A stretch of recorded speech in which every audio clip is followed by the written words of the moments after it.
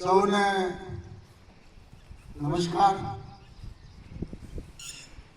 80માં સ્વતંત્ર દિન નિમિત્તે આજે આખા ભારત દેશમાં સૌ ભારતીયો સ્વતંત્ર દિન તરીકે ઉજવીએ છીએ। આ સ્વતંત્ર દિન નિમિત્તે ઉપસ્થિત ગણાદર ગામમાંથી આવેલ સૌ ગ્રામજનો, ગણાદર હાઈસ્કૂલના શિક્ષકગણ, ગણાદર હાઈસ્કૂલના વિદ્યાર્થીઓ સૌ સ્વતંત્ર દિનની શુભકામનાઓ। આ પર્વ આપણે કેમ ઉજવીએ છીએ? ભારત દેશ 200 વર્ષથી અંગ્રેજોના ગુલામોમાં હતો। 1947ના 15મી ઓગસ્ટના દિવસે ભારત દેશ આઝાદ થયો। આજે આપણે 80 વર્ષ પૂરા થાય છે। 80માં સ્વતંત્ર દિન આપણે ઉજવીએ છીએ। જે આપણા 80 વર્ષે ઉજવ્યા છે એ આપણા સૌ ભારતીયો માટે ખૂબ અમૂલ્ય છે। ભારત દેશ ઉપર મુગલોએ રાજ કર્યું, અંગ્રેજોએ રાજ કર્યું। જ્યારે ભારત દેશ આઝાદ થયો ત્યારે એક સોય જેટલી વસ્તુ પણ નથી બનતી। ભારત દેશના જે મહાન સપૂતો, જેને ક્રાંતિકારો મહાત્મા ગાંધીજી હોય, સુભાષચંદ્ર બોઝજી હોય કે ભાઈ સરદાર વલ્લભભાઈ હોય, તાત્યા તોપેજી હોય, મહાન નેતાઓએ પોતાનું બલિદાન આપી અને આપણા દેશને આઝાદ કર્યો અને પોતાની આહુતિ આપીને પણ એમને ખૂબ તકલીફ વેઠીને દેશને જ્યારે આઝાદ કર્યો છે। ભારત દેશની જે જનતા એ પણ ખૂબ ચળવળ કરી અને 1857માં વિપ્લવનું યુદ્ધ પણ થયું અને એના પછી પણ અહીંયા દંડવાવ ખાતે આપણા અહીંયા વિસ્તારના જે ક્રાંતિકારી યોદ્ધાઓ હતા અને દેશની ચળવળમાં જે આપણા નેતાઓ હતા, માનગઢમાં પણ આપણા નેતાઓએ 1200 જણને અંગ્રેજોએ ગોળીબાર દીધા હતા। અહીંયા પણ 1200 જેટલા આપણા નેતાઓ આપણા જે દેશની આઝાદી કરવા માટે આદિવાસી સમાજ અને સર્વ સમાજના વ્યક્તિઓએ આપણે યુદ્ધ છેડ્યું હતું અને અંગ્રેજોને કાઢવા માટે એમને ખૂબ પ્રયત્ન કર્યો હતો। ત્યારે ભારત દેશ આઝાદ થયો।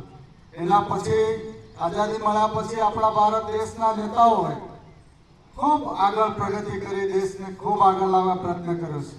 આપણે અહીંયા છેક અત્યારે ચંદ્ર ઉપર જવું હોય કે સ્પેસ સ્ટેશન જવું હોય એવી આપણે શોધ કરી અને આપણે આખા વર્લ્ડમાં 5મા મહાસત્તા દેશ ભારત બન્યો છે।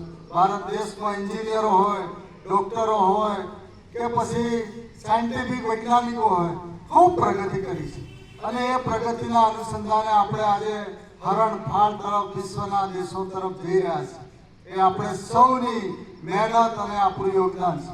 આપણે સૌ આજના નાગરિક અને ભારત દેશના ભાવિ સપૂતો છે। ભારત દેશને આપણે ખૂબ આગળ લઈ જવા માટે આપણે ભણવું પડશે, એજ્યુકેશનમાં સફળતા મેળવવી પડશે અને ખૂબ પ્રગતિ કરી ભારત દેશને વિશ્વની હરોળમાં ટોચના સ્થાને લઈ જવા માટે ભારતની સરકારો હોય એ ખૂબ પ્રયત્ન કરી રહી છે।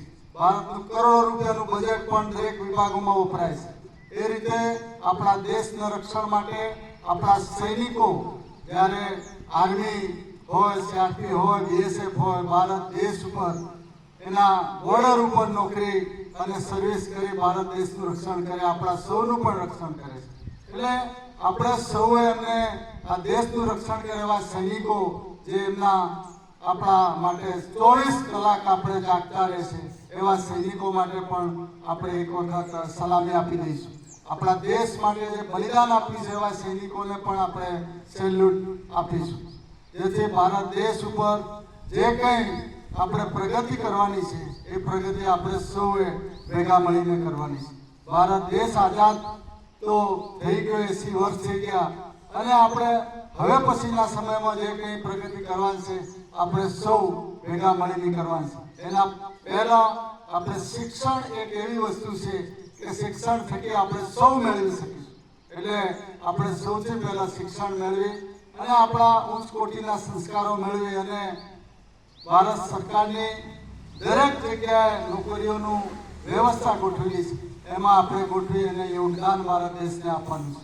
એટલે આ સ્વતંત્ર ભારત દેશમાં આજે 147 કરોડ નાગરિકો જ્યારે આ ત્રિરંગા ઝંડાને સલામી આપતા હોય, ખુશી માહોલ આનંદ હોય, તો આપણે સૌએ આજે આજનો દિવસ એ રીતે ઉજવવાનો છે અને એ ઉજવી અને ભારત દેશ માટે ખૂબ પ્રાર્થના પણ કરવાની છે અને ઉત્તરોત્તર ભારત દેશ પ્રગતિ કરે અને આપણે સૌની પણ પ્રગતિમાં યોગદાન વધે એવી આપ સૌને આ 80મા સ્વાતંત્ર્ય દિનની મારી શુભકામના છે.